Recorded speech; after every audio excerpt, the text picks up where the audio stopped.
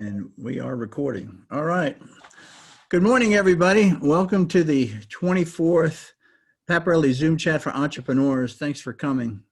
We're all about entrepreneurs, helping entrepreneurs. Last week, we discussed selling secrets to enterprise customers as a startup.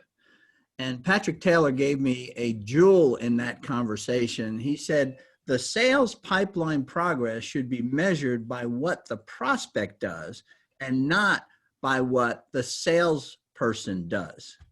And I said, that was just so good. And this was just one of those great insights that I always pick up in these conversations. And so every week is filled with these kind of great ideas and insights. So that's why I always say, together we are stronger. We have a lot to share with each other. Last week I said I'm starting a Slack channel for entrepreneurs, helping entrepreneurs. And if you'd like to be invited to this channel, please submit your email in the chat box. But I ask for your help. I need help in ideas for this channel. If you have experience with building Slack communities, I'm all ears, man. I need help. So if you would be willing to help me to have a conversation, just type in the chat box, I'll help, and I'll ping you back, sometime after the call so that we can talk it through. But I think there's something there, but I'm not sure what to go with it. Also use the chat to ask questions. John Marshall is monitoring the chat for us, and he'll jump in from time to time. If the question you ask is appropriate to the conversation that I'm having with Rob today. If it's not appropriate at that time, we're going to hold on to it, and at the end, after we conclude the conversation at 9:45, Rob's agreed to stay around till 10 o'clock, where you'll get an opportunity to ask him your question yourself. Today's topic is from co-founder to leader with Rob Forman. The entrepreneur's thought of the day here is from the book of Acts, and it says, "Then Peter stepped forward with the 11 other apostles and shouted to the crowd, 'Listen carefully, all of you, fellow Jews and residents of Jerusalem. Make no mistake about this.'" And the application here is Peter is somebody who always stood back. In fact, denied Christ 3 times just before the crucifixion. And here he is stepping forward in front of this large crowd. So the application is, when it is your time to step into leadership, you have to go to the front of the room and speak boldly. I do lead on a Thursdays from 12 to 1, I lead a Bible study over Zoom. If you'd like to be a part of it, just email me as part of the chat too. But let's get started. The idea for this topic came to me when someone said, I can't get enough of Rob Forman on these Zoom chats. Then another very successful entrepreneur here in our community who attended said, that Rob, he is one talented leader. I know him. And it just got me thinking the first time that I saw Rob in action. It was at the Atlanta Technology Village, and it was in their community room. Kyle Porter, the founder of SalesLoft, invited me to attend a weekly all hands meeting that they used to do. So the whole company was there. And at the time, I think there might've been 30 people at SalesLoft. Kyle conducted the meeting, and he did his normal outstanding job being in front of the room and speaking. And toward the end, Kyle invited Rob to come and as his co-founder to say a few words if he'd like to. And Rob appeared to me back then, this was several years ago, to be a little uncomfortable in that role. But I could tell that the employees, had a lot of respect for him. So his speaking tempo was a lot different than Kyle's, and his approach was much more subdued than Kyle's. Very different people, Kyle and Rob. But Rob and I talked after that, and since that time, we've stayed in touch. And I've watched Rob struggle with his leadership position at SalesLoft as SalesLoft grew and grew very, very rapidly through multiple rounds of funding, and through aggressive sales growth. Then one day I look up, and this Rob is the president and chief strategy officer of SalesLoft, and he's not just Rob, the Rob I saw in front of the room. He's like this new Rob, this super Rob, right? A leader with presence who is self-assured, Yet he has maintained his humility, his transparency, and his devotion to his people at SalesLoft. In short, he's the kind of leader that I want, maybe we all want. And that's why we can't, I guess somebody made that comment, can't get enough of Rob on these calls. So I asked him to join the Zoom chat for entrepreneurs to explore how his personal transformation took place. And this call is personal to me, this topic, I should say, because the same transformation happened to me way back when I was about Rob's age at the time. And my founder was Richard Brock. And he was a great promoter, a great speaker, and a great visionary. He's just, in summary, just a great entrepreneur. And I was none of those things when I started working with Richard. But over time, I became the president of our company, just like Rob did. And it put my career and my life on this new trajectory. So today's topic is personal, but I'm sure Rob and me, we're not alone here. I think there's other co-founders that have joined these dynamic founders like Richard and Kyle and are wondering, so what's ahead for me? And so that's what we're going to be addressing here, how to go from co-founder to leader. So Rob, if you would unmute yourself, I want to thank you for coming today and sharing a little of your life with us and your career. So welcome back. Thank you. My pleasure. And I'm humbled and slightly blushing. So thanks for having me. How are you? Well, the opening, when we first talked on the phone, you're like, I saw you that first time was like, Thanks, Charlie. Way to sell. Oh yeah, what am I going to say? I'm always got that. I tell it, whatever's in my brain comes out of my mouth. I wish there was a little bit more of a filter there. So I'm sorry about that, Rob. No, it's great. I was wondering, so, what were your thoughts since I invited you to talk about this topic? I'm sure that this is like, so why don't you share that? I just thought it'd be interesting.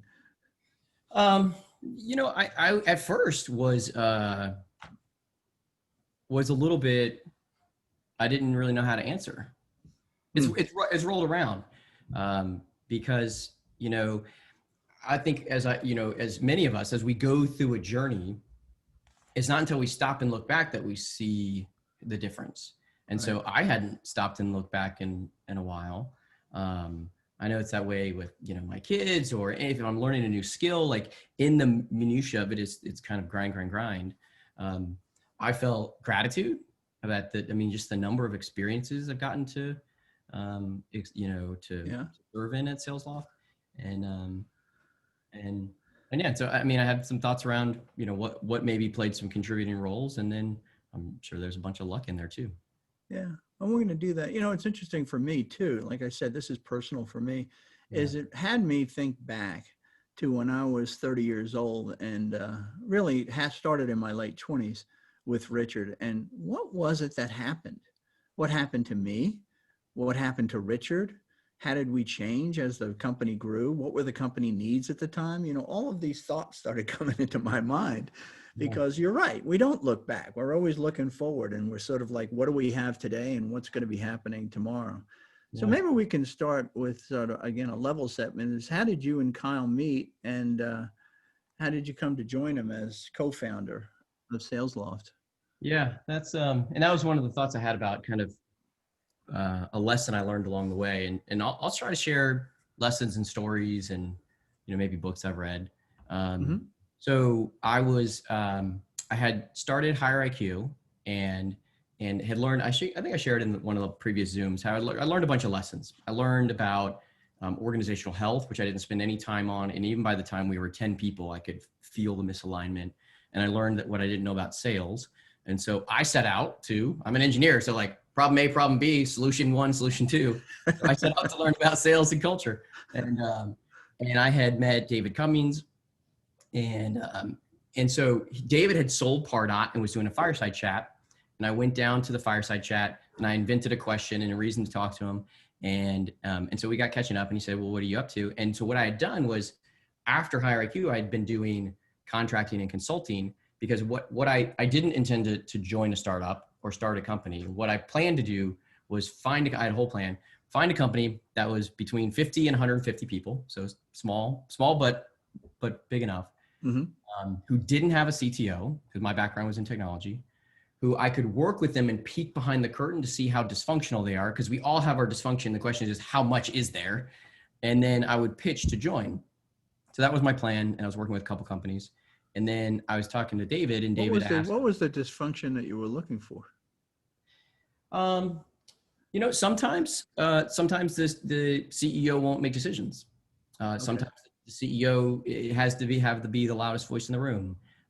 Sometimes the team is very disjointed and not bought in. And a lot of it was around how the executive team functioned, because that's where I wanted to Because you picked this up from Higher IQ and some of the things that you had experienced. Yeah. Exactly. So I thought, I'll try to find someone who's further down the path and what it takes to form an executive team. So what happened? So I talked to David, I mentioned it to him, and he said, well, is that are you wanting to do that long-term? I said, no, I'm doing it in order to get into something. And he said, well, I know a guy who's starting over, and he said, I'll introduce you. And so he mentioned Kyle. And so that night he introduced us. We talked, I think the next day, and Kyle and I started talking, and we had this shared experience and the shared sort of humility that got kicked into us by learning similar lessons. He had learned the lesson about organizational health. He called it SalesLoft 1.0, where he had started and failed in that first year. Yeah. And then he had also learned this lesson around he could sell, but he couldn't build product. And I was like, well, good news. I'm the opposite. And so that was really the beginning of it. I was a little bit gun shy to jump into something. And so, we started working together, but I was still. Why were you gun shy? I mean, you met Kyle. He's just, he's wonderful. He is. Yeah. So why were you gun shy? Because joining a company is a lot like getting married. I mean, and especially as a co-founder, you just get in there, and I'm bad at quitting. So before I say I'm 100% in, I just wanted to get to know them a bit. I generally encourage people to try to get to know their founders before they worked with them. I hadn't worked with Kyle in the past. What's his style? Everyone's got different styles and preferences and values. And so I just wanted to see if there's a fit there. And I remember, and this will go into some of what I think one of the things you said there, though, is you do have a high loyalty gene. Okay? Yeah. Like you said, I'm slow to get into something because I'm really bad at quitting. I think that's part of being a great leader too, as opposed to, we see people when you're interviewing people that jump from job to job to job, they never really get anywhere, right? Yeah. You can't, you can use them for a second and then they kind of move on. But go ahead. I thought that was worth noting. Yeah, I agree. And that's very unusual in people. So I think that's part of your success. I would agree. And I think I encourage it in our employees, because I talk about how very little in our culture encourages that. It's like, work for a couple of years, stair step to the next thing, work to a couple of years. I said, I view my career like a 401k. If every year I pulled the interest out of or the capital gains out of my 401k, then it wouldn't do the hockey stick thing. Yeah. And so don't pull your social capital out of a company. You're not really trusted until you're 2 or 3 years in, and then you get these unique opportunities. And so, but no one's telling you that, no one's giving you that advice. They're just like, hey, stair step to the next higher salary. Yeah. And so I think where were you in life at that time when you joined Kyle? So, so the family, how old were you? Yeah. So I was 31. Okay. I had, it was a crazy year. 32, maybe I was 32. I had 2 kids before this. So in Higher IQ, I had 2 kids. One biological and one adopted. Yeah. And my wife, we've adopted from Ethiopia, and we said, we don't want him to be the only Ethiopian, so we'll start another process. So within a year, we actually adopted 2 more children, and my wife was pregnant, and she had our 5th child in May after I had met Kyle. So I went from 2 kids to 5 kids and started SalesLoft with Kyle in that year. That was a crazy year. That all happened in the same year. Yeah. That's incredible. So when we looked at, when we looked at the commitment level, my wife was like, all right, you can have 6 months. So I'm like, hustle it for 6 months. And then every 6 months we would renew it. We say, how's it going? How's it working? Is this aligned? And I just loved being in the early stage. I loved making a big impact. I spent some time earlier in my career at Verizon, and it was just so big and so far from the customer, and it moved so slow. And I was like, I know what I don't like. I don't know what I love yet, but I know what I don't like. And so that helped guide me. What did you see? What did you see in Kyle? How did you size Kyle up? Like, so when you met Kyle, David kind of put you two guys together. You Yeah. have your conversation and all. When you went home and talked to your wife, who's part of that partnership that was about to explode into 5 kids, what did you tell her about Kyle? So there's a part where his larger than life personality, I don't know, there's a part of me that is sometimes skeptical. When I meet somebody like that, I'm like, how much are you going to put behind this? And so as I started working with him, even just in the first couple of weeks, I really admired his work ethic. That's something that I had learned from my dad. My whole family's blue collar. And so when we work hard. And we work until the job is done. You do it with excellence. When you borrow tools, you return them, better than you left them. And so there's just that sign of this working hard together. And so I like working, and he likes working. So there's a synergy there. But the pivotal moment was, I remember, so we met in December, started working together in January. This is January 2013. In the springtime, so probably May, June time, maybe it didn't take that long. Something happened. I don't even actually remember what it was, but I remember I was bothered by it. And enough so that I was like, I don't, man, if we can't get aligned on this, I don't know if this is going to work. And how far in was this? Was this in the same year?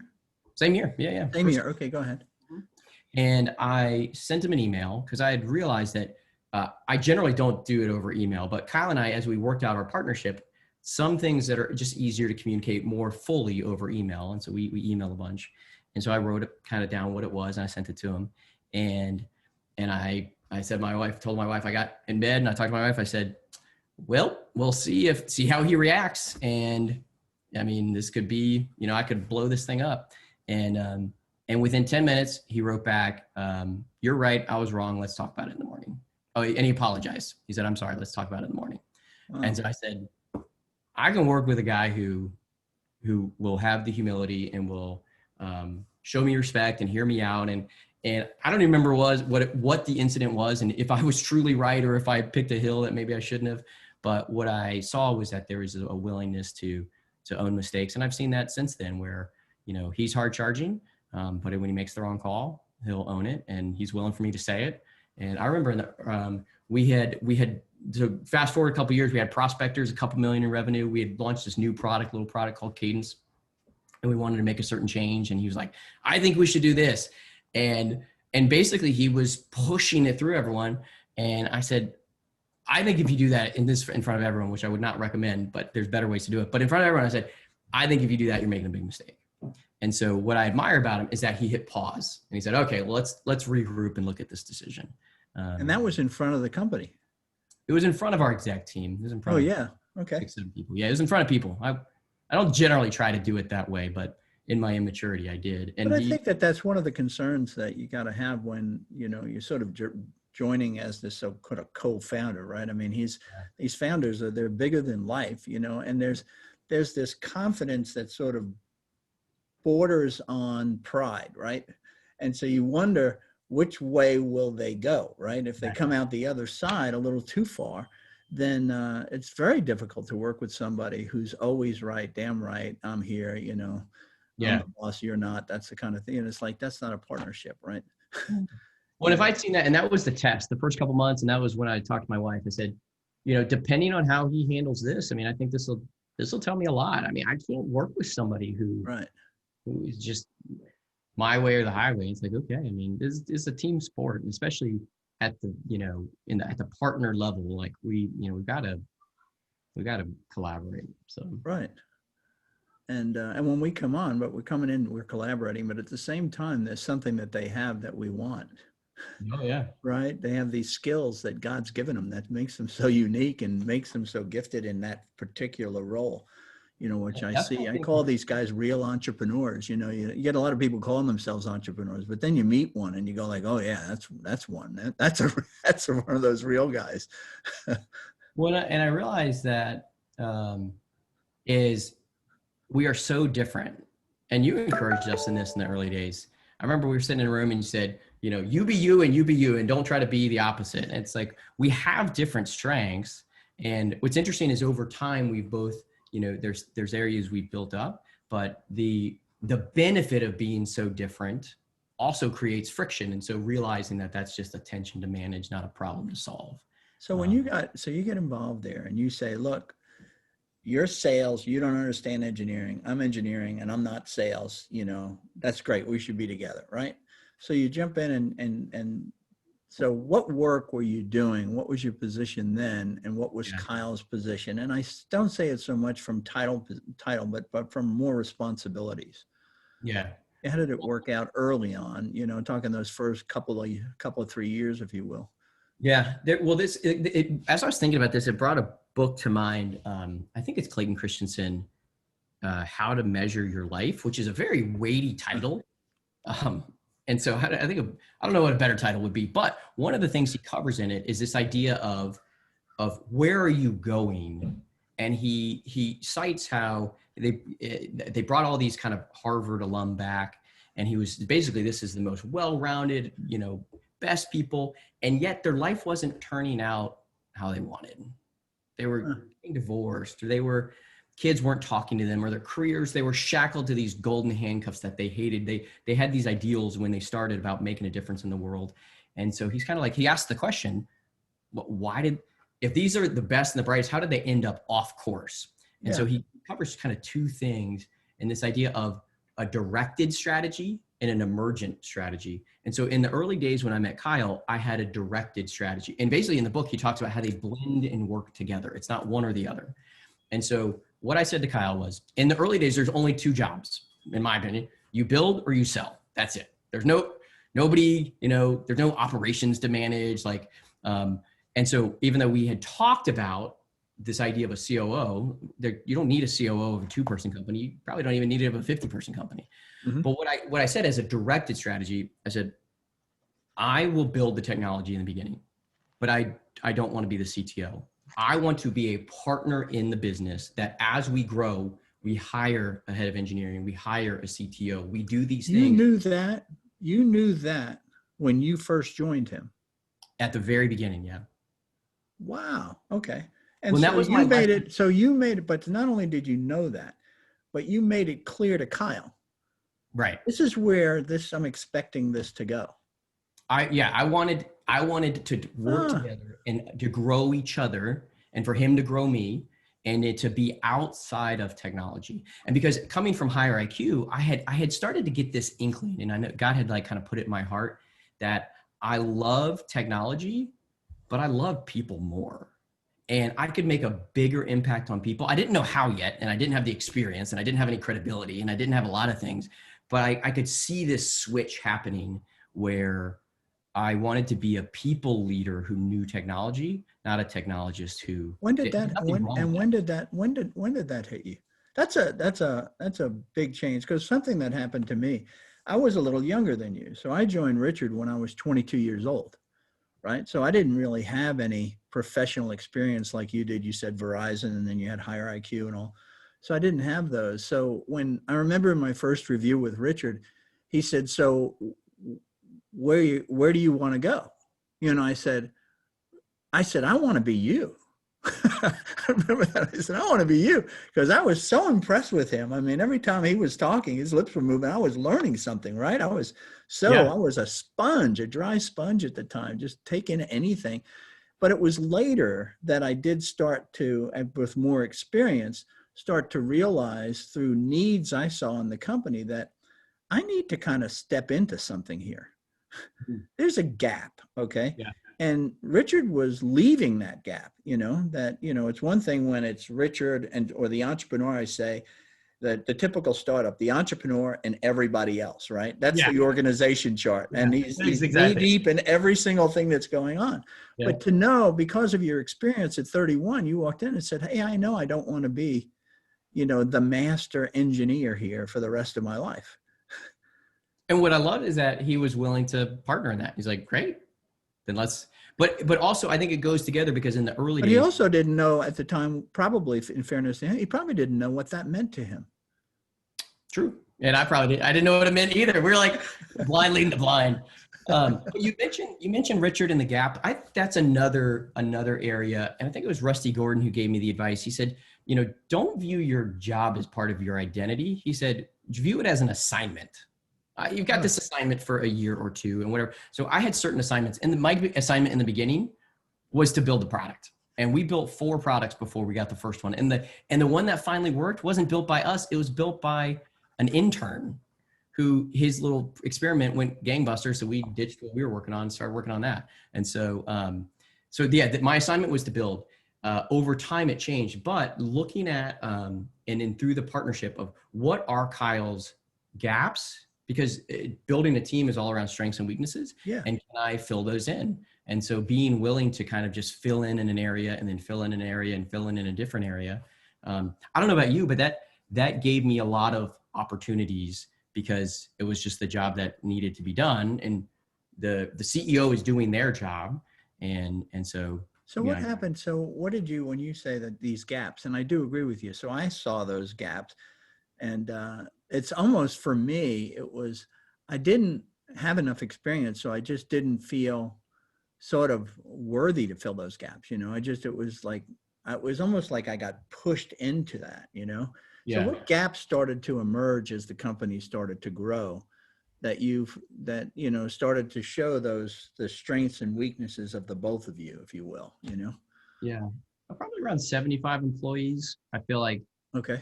we needed, there were earlier ones along the way and personality, and there's some where we fill in each other and we balanced each other out.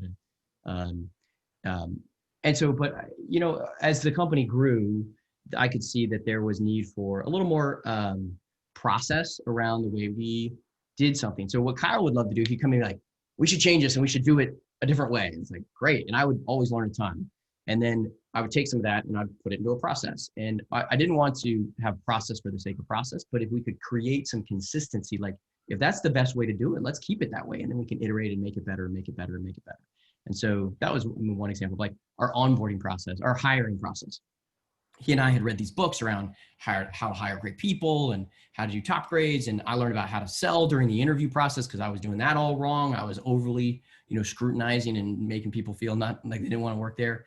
And so as we learned that, I started putting it into, a process for others to start to follow and others. And so, documenting some of that. And so just filling in on things that kind of just needed to be done. Yeah. So how did, I know that you guys went through sort of multiple rounds of investors. Mm-hmm. I'm wondering, so mostly it started early, right? I mean, you had David Cummings was the investor. Then he started bringing a couple of locals in, I think. When was the first time that you did a professional round? Yeah, so April 2015. So 2013, 14, David was investing and funding and doing this. We then went after Tom Noonan. We saw him as a local, super angel kind of guy with great credibility. Yeah. Yeah, exactly. We're like, that would be, and we were already generating, we were cash flow positive, and we didn't need the investment. We wanted the kind of the experience that he brought from some of his experience. So you were profitable back then. Mm-hmm. Yeah. Okay. I didn't know that. All right. Yeah. Prospector was a cash machine. So, we were selling that like hotcakes.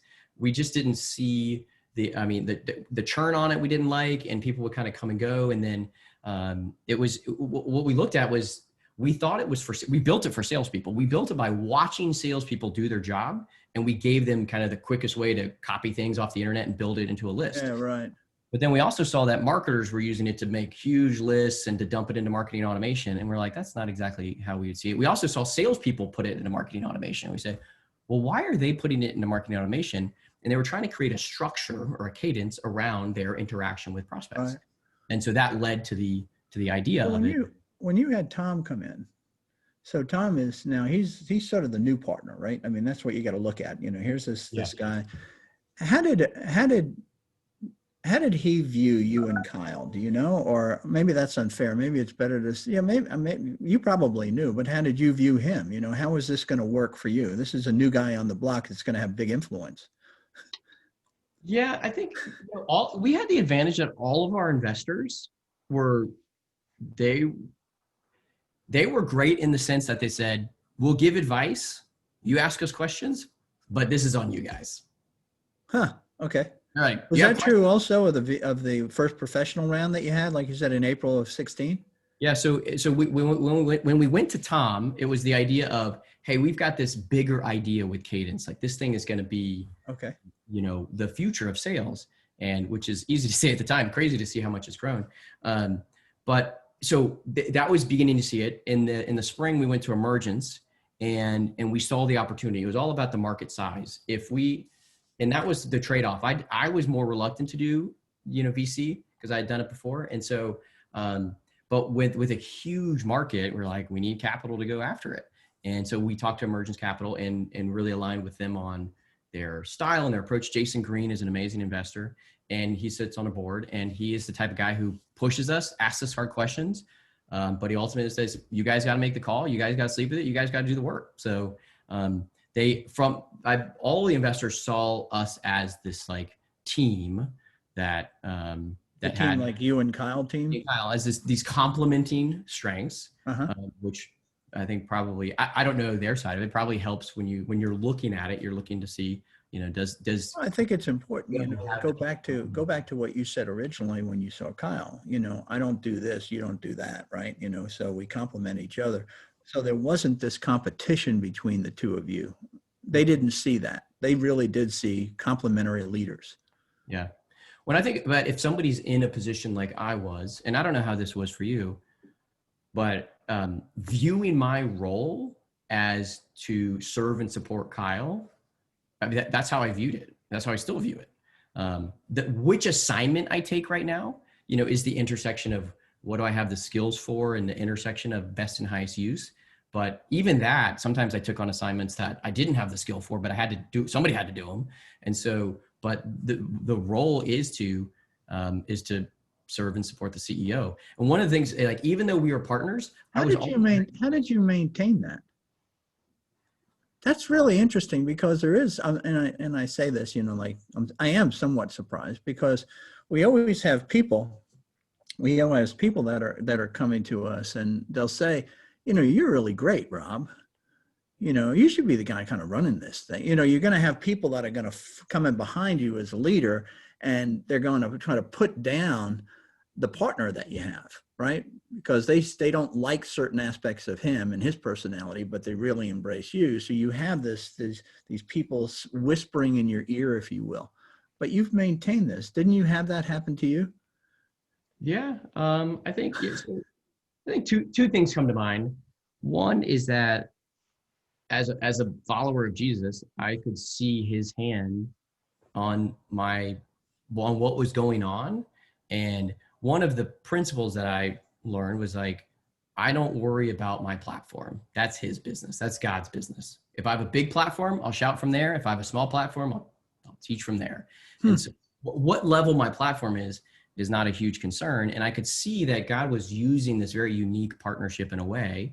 And it doesn't mean it's not like marriage. It's not actually forever, but I could see that, I had a role to play in it, and it wasn't all about me. It was about something bigger than me. That's really interesting to have adopted that at such a young age, that kind of an insight.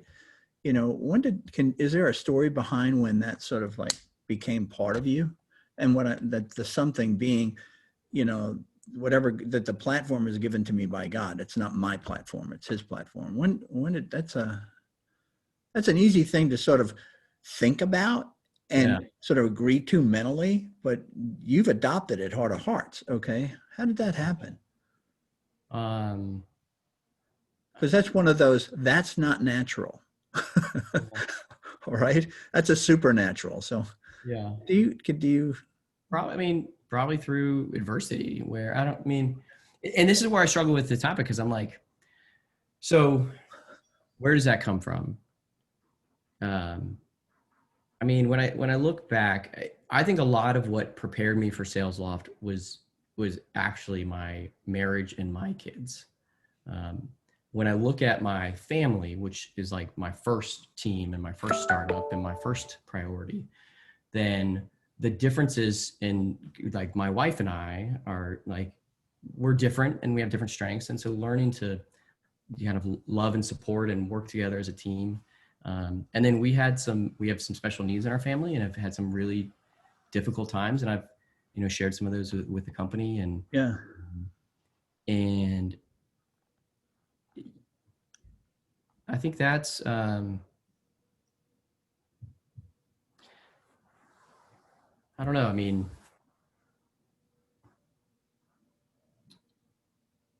either I'm going to kind of pursue my own self-promotion, or I'm going to trust that God is doing something bigger. Yeah. And for me, I guess it kind of came down to that. And I remember a conversation with my wife where we would talk through like failure, because I felt like I had failed with higher IQ. It didn't achieve what I wanted it to achieve. Mm-hmm. And I was pretty discouraged afterwards. It was taking a toll on me. I was getting, like chest pains before going to work, and it was not what I thought. And we played this what if game of like, well, what if I fail again? And what if, and what if, and what if? It's like, and at the end of it, at the end of the what if is, I'm still a child of God who's loved by him. And I still have a wife and a family. And it's like, so everything above that is gravy to me. And so, was there ever a time that was there ever a time where you weren't quite sure? Like you talked about it very early time back in 2013, in April of 2013 or so, I think it was, you said spring, that I don't know if this is the right guy. And then Kyle he apologized and said, no, I was wrong. You're right. Let's talk about it in the morning. And that sort of changed things. Was there ever a time later that as the company was growing that you said, I don't know? Yeah, Was there ever a doubt that you had? Because I know I had that doubt. I've written about that doubt at one point, saying this is like too hard. I mean, where's this kind of going? We're banging our heads on the wall. I need to move on or something. And I remember Richard said to me, he says, look, there's a great opportunity here. We're working well together. But if you don't feel this is right for you, why don't you sleep on it tonight? You come in the morning, I'll buy your stock and you go wherever you want. And I came in the morning and I was like, let's get to it. Right. I needed to have that sort of time to just vent. And he was kind enough to let me do that, So did you ever have it didn't have to be that kind of moment. Did you? No, we've definitely had moments? Yeah. Huh? Yeah, we've definitely had those moments. Yeah, absolutely. There was a time. Because everybody, when you hear these kind of stories of transformation, it's all like, oh yeah, it's all straight up. There was that one time 3 months in, but since then, man, we've just been clicking. We've had so many blow-ups between the two of us. And some of it is like so I guess there's a couple of things I think about. One is that probably a couple of years in, we learned this thing called the clearing model, and it came from this book, 5 Habits of Conscious Leadership. But it was basically this way to share how you experience the other person. And I'm not saying that you were trying to do this to me, but when you did this is kind of the story and the narrative that plays into my head, which has a lot more to do with me than it does with you. And those like, when those goes unshared, then I think toxicity can build up. And when my reaction, the way I watch for toxicity is if somebody does this and I react like this, that means I have something pent up there. And so, I see. That's when you know it's you. That's when I know it's me. Yeah. Right. When there's this overreaction. Yeah. Okay. Yeah.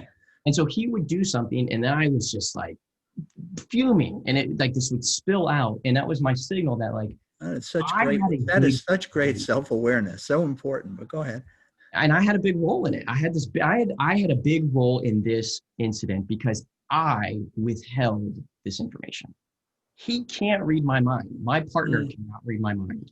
And so if I'm not feeling it, or if I'm not feeling something, then I need to bring it out. And that was hard for me at the beginning because as much as we talk about partners, he is the CEO and the CEO makes the call. And if the CEO doesn't think it's working, then like I serve at the discretion of the CEO. And I think that's how a company should work. It needs to have, it is a benevolent dictatorship. And so you have that kind of an attitude, it makes things work a lot better. But there are also times when I'm going, if I bring this up, will it cause him to think that it's not working as much? And now fear can set in. I see. Okay. So I needed a way, and he and I needed a way to be able to, we call it clear things, where we say kind of, this is how we experienced it. The other person, we follow this, we found it somewhere, follows this playbook of repeats it back to them. They don't comment, they don't interact, they just repeat it back to them. And we kind of get it out on the table.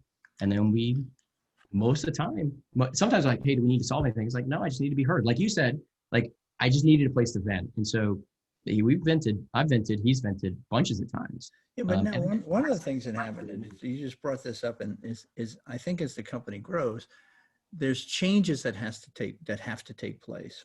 So in order for you to move in and become the president of SalesLoft, that means that Kyle had to release something. Okay, it's not just, oh, there was a need and I just kind of stepped into it. He was filling that need. yeah. He was CEO running the whole show. Rob was this guy over here in engineering, right? And he was the CTO in effect, right?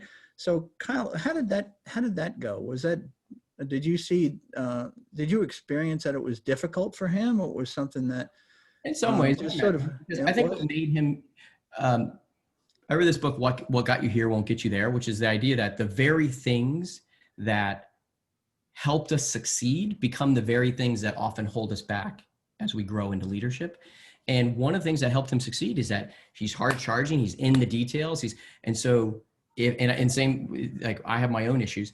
And so when we're transitioning some of that, if he's trying to hand it over to me, then that would be hard to let go of that, because what's helped him succeed is to not let go of things. right.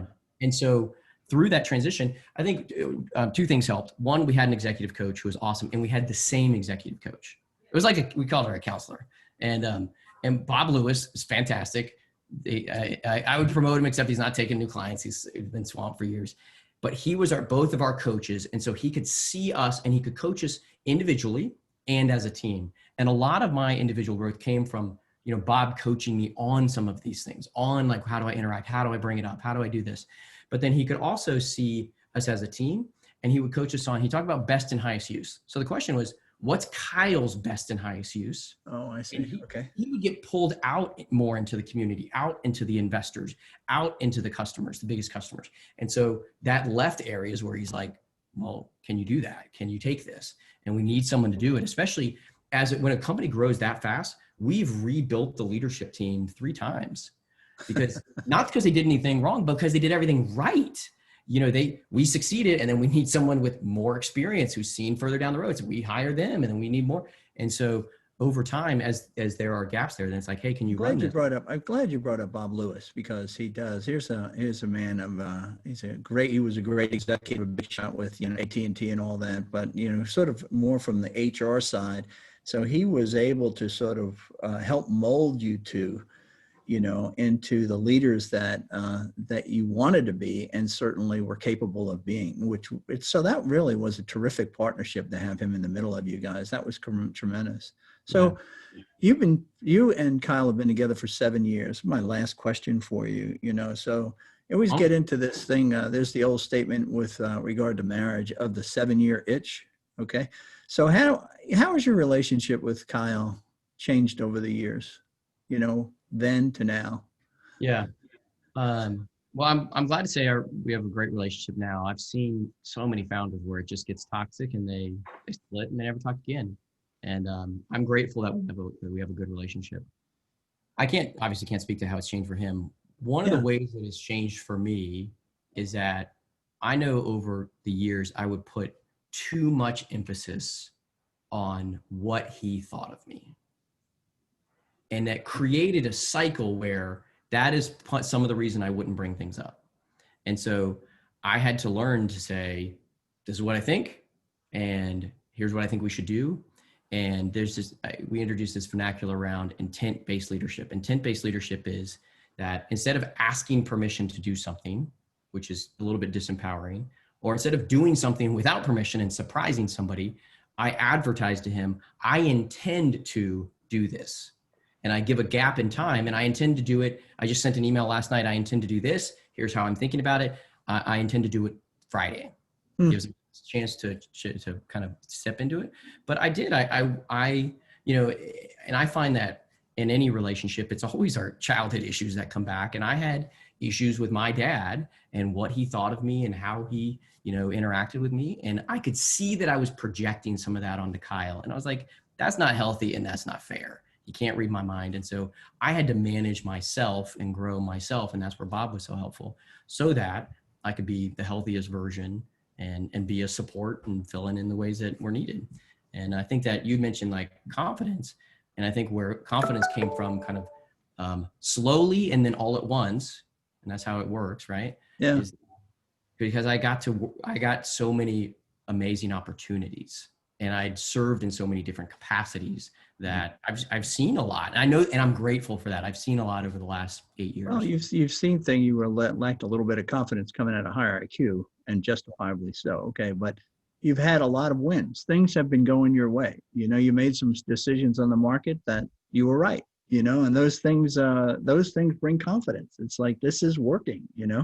I think even when things don't work, I think that builds confidence. You build confidence how to handle it, how to Yeah, deal, that's true. how to fire people, how to tweak, how to move. It's like, Well, I gotta cut us down here. We got to get into the Q&A. People have questions besides me, and I could continue to ask you questions, but I'm just so amazed at your self-awareness as a leader. That I see so many people lacking in that. And I also see this piece about what does people think of me, and whatever the motivation is. Okay, it's destructive, and you saw that.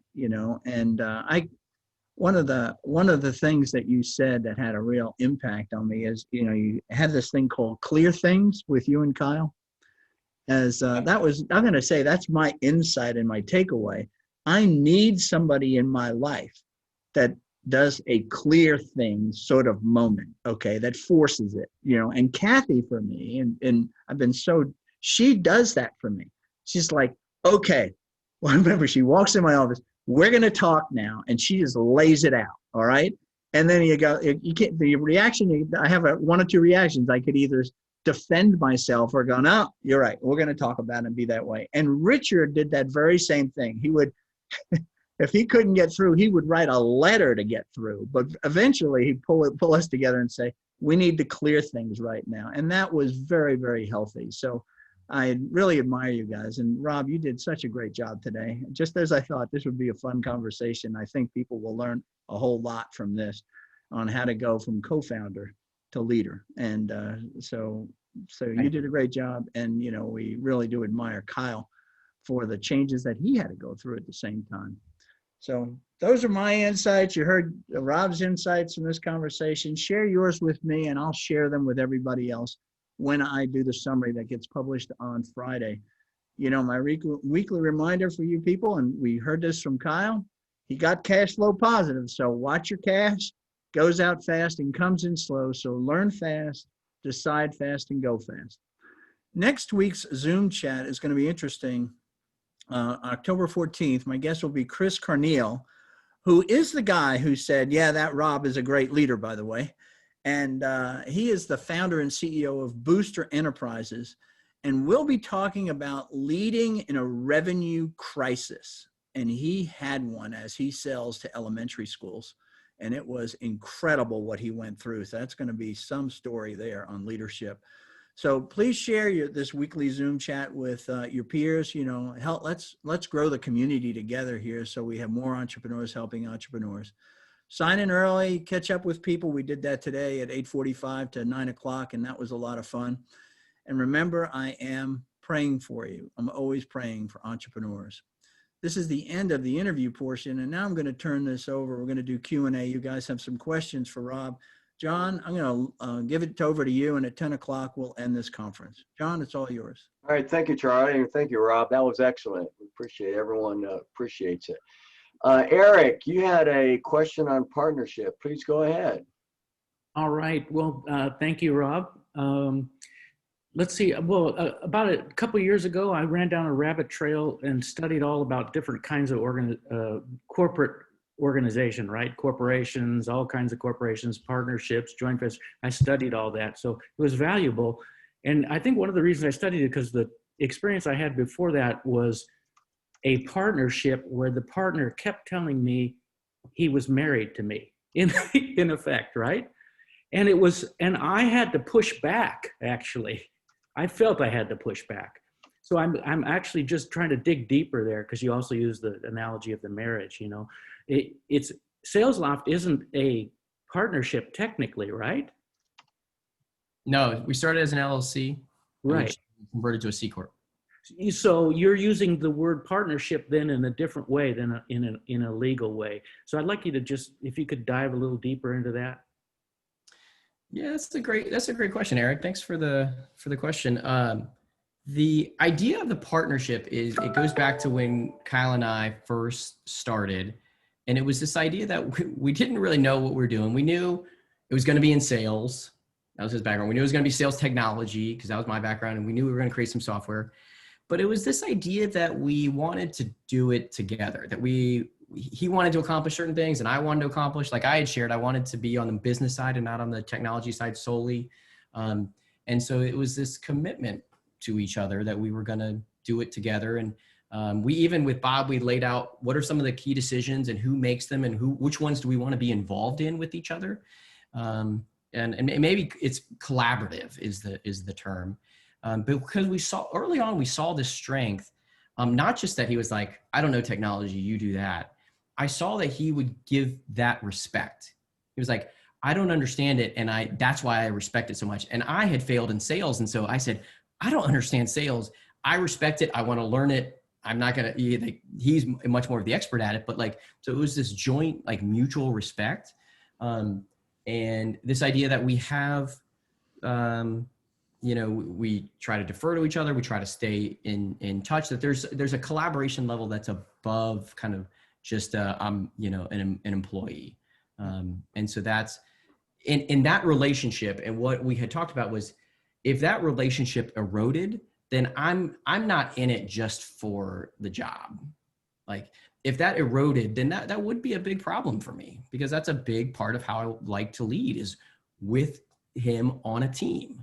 But the other side of that too, Rob, is that, I know that my experience is that you are married. I mean, a breakup would not mean anything good for the company, right?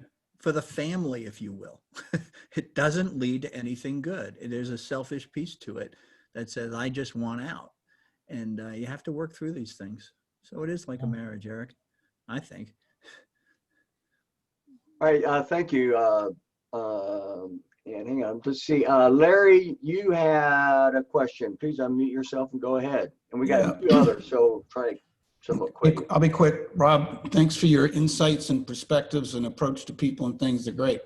I know SalesLoft has had a great run, but I also understand that you got hit pretty hard by COVID. Just wondered if you could share the company's vision for near term and longer term. Yeah.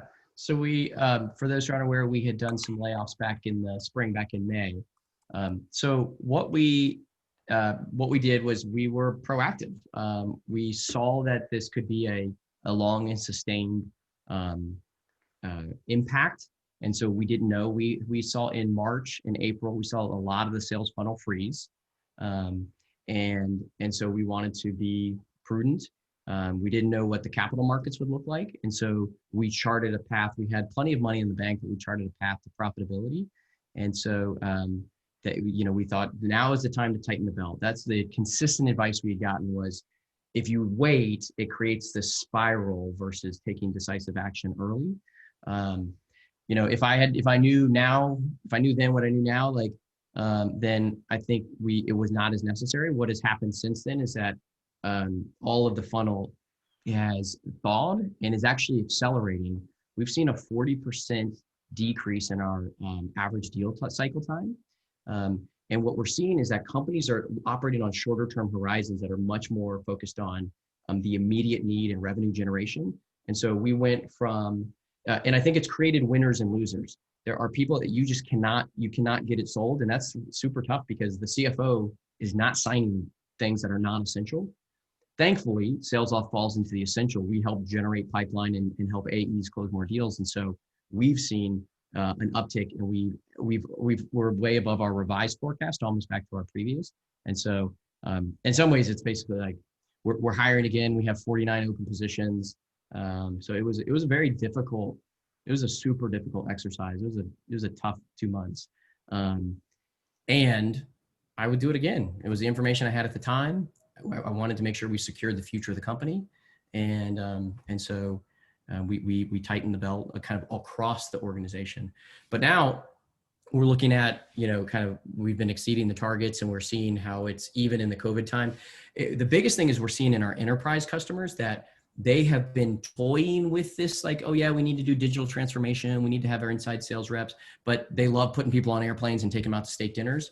That's over. Like they have to be successful in their basement on a computer, and SalesLoft helps with that. So we've seen a lot of acceleration up there, which is. That sounds great. Congratulations. Thank you very much. Andy Borgmann, please go ahead. Yeah, thanks, Rob. I really appreciate what you shared today. My question is, you hear people kind of say, especially in an early stage startup, that everyone's in sales. And like you, I always feel like I can build anything. I'm very much struggling with how to sell it, you know?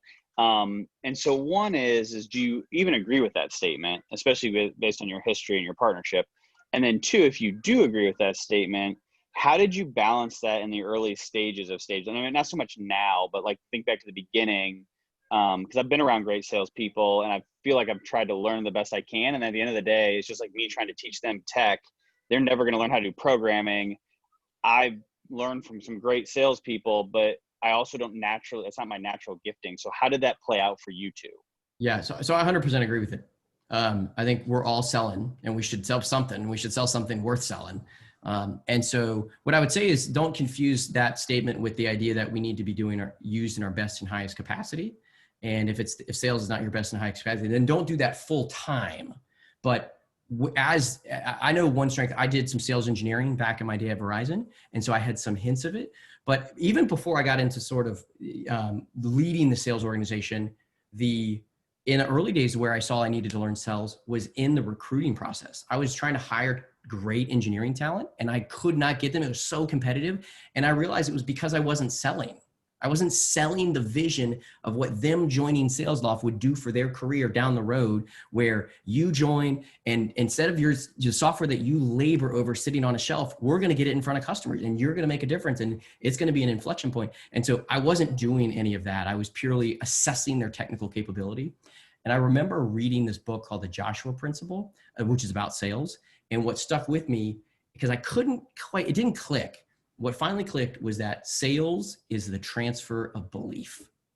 If I believe in something and all I'm doing is just transferring it to you because I think it's good for you.